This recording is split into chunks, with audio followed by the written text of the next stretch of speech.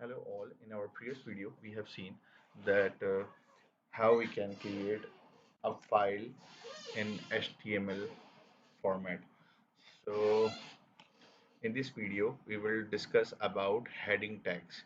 So in HTML, we can have six heading type and it starts from H1 to H6. The H1 is the heading which shows the font in bigger size. However, in H6 we can have the heading in short formats.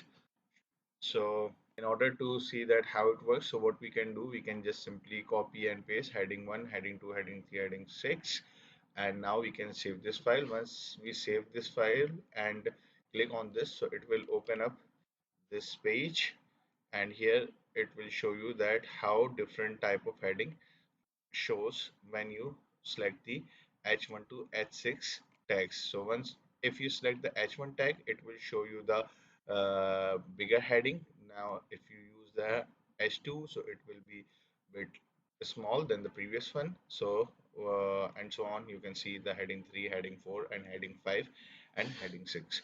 So these are the heading tags which we can use in our HTML file. So hope you will find this video as informative. Thank you for watching. Stay tuned with us for more videos.